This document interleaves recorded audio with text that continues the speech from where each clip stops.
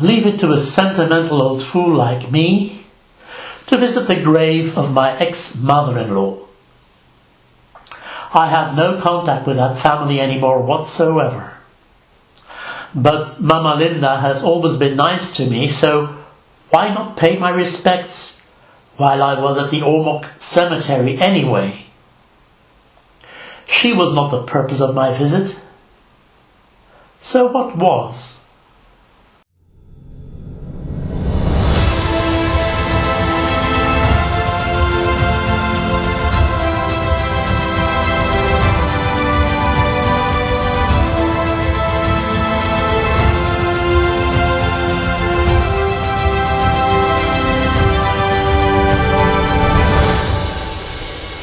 Today I want to talk to you about aging in the Philippines. When a foreigner decides to expatriate in the Philippines upon retiring, he will probably spend the final years of his life here. Some will age graciously, while others will encounter medical problems that they didn't have to worry about when they were younger. Most Western men who start a new life here may never go back to their homeland, which means that they will die here. Nothing wrong with that. It's the normal course of life. But how do you prepare for that stage between expatriating and leaving this life? For this video, I chose the peaceful settings of a cemetery because that's where we will all end up. But I promise that we will end this video on a more cheerful note. One of the consequences of aging is that we may encounter more health problems. Our body is just like our car. The older it gets, the more problems will emerge.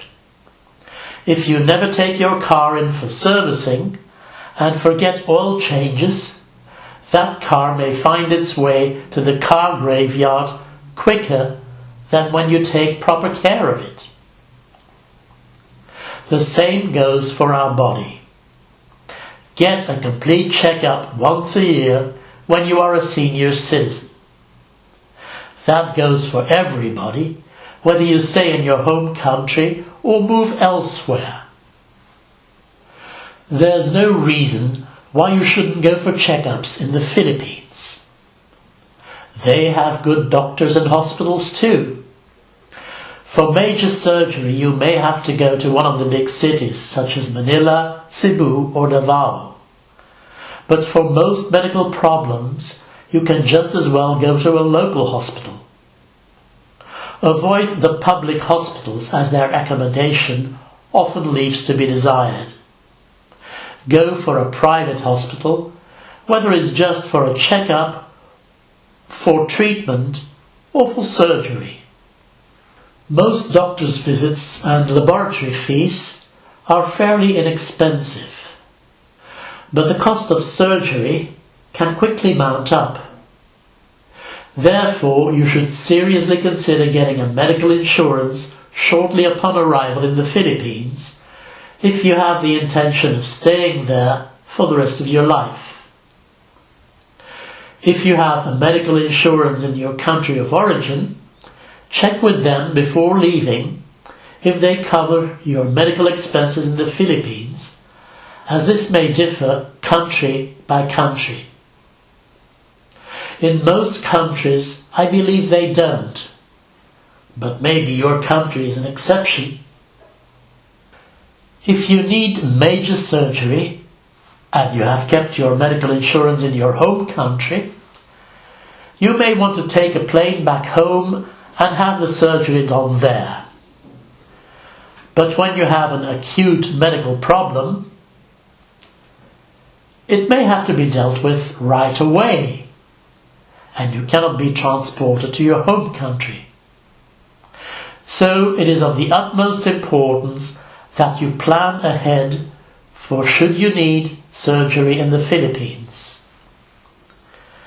If you have a Filipina partner, make sure she knows which hospital to go to and how to access your money. for lack of a partner, inform some of your friends of your desires when it comes to medical care. If you don't have someone who can get the money to pay the bill, some hospitals may try to keep you there until the bill is fully paid. Meanwhile, the accommodation costs keep running up, so for every day you don't pay, your bill will increase. Be aware that this is illegal practice. It has recently been established by law that hospitals do not have the right to retain you. You have to be allowed to check out, go to the bank, and come back later to settle the bill. If security tries to keep you from leaving, let them know that you are fully aware of your rights and that you are leaving. If they still try to retain you, call the police or get a lawyer. In the Philippines, it is common practice that a family member stays with a patient day and night, and that relatives bring you food, which is not included in the hospital price. The tasks of nurses are limited to medical and caregiving tasks. Don't expect that a nurse will appear as soon as you ring a bell. So if you are in a condition where you cannot function autonomously, make sure you have someone with you who can feed you and help you with your sanitary needs. But what if your problems are of a mental nature? Dementia, for example. In that case, you may not remember how to access your money, and you need someone who can do that for you. Do you have a wife? Great. Hopefully you can trust her. But if you are single, make sure that you draft a contingency plan in which you make prior arrangements to authorize someone to do these things on your behalf. But be very careful with that, because even people who have always been honest with you may be tempted to put their hand in the till once they have full control over large amounts of money and they know that you are unable to supervise their actions. All I can do is raise your awareness of possible problems. I cannot hand you any solutions, as they really depend on your individual circumstances. So far, possible medical problems. But you also have to make arrangements for the day that the Grim Reaper comes for you. Make sure that your post-mortem wishes are known to those who matter. What do you want to happen to your body? Do you want it to be transported to your home country? If you have children there, you may want to do that, but be aware that this is going to be costly and requires a whole administrative procedure which may drag on for a long time. In my case, it's very simple. I want to be buried where I am at the moment of my death. If that is Belgium, I'll be buried in Belgium. If it's the Philippines, I will be buried there. Do you wish to be buried or cremated? If you choose for the latter, do you want your ashes to be buried or scattered? I don't know if bringing them home is an option in the Philippines. You would have to check that with the undertaker or your local authorities. Make sure you leave instructions about where you want to be buried, if you want to buy land at the cemetery, what kind of tombstone you want, etc. And most importantly, make sure that someone has access to the money you set aside for paying for all of this. Okay, the first part of this episode was rather serious. So shall we make it a little more pleasant after the break? After all, aging is not only about moving closer to death. It is also about celebrating every time you add another year to your life. I turned 66 last February, and had a post-birthday celebration in Ormok in March. Hey, you are still watching. Does that mean you like this video? Because if you do, why not give me a thumbs up? Or even better, subscribe if you haven't done so already. You know it is free. And if you'd like to share your thoughts or experiences, that's what the comment section is for. But please keep it constructive. And now, without further ado, I will let you continue watching.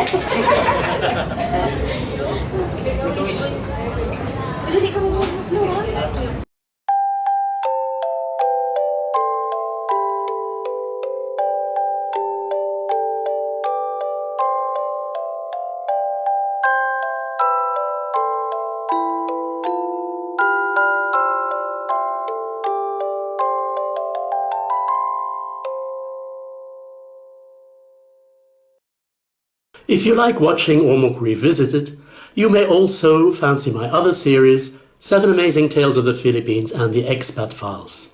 Or maybe you are more interested in my videos about Europe. You can find all of these on Homebase Belgium. Be happy, stay healthy, and enjoy life.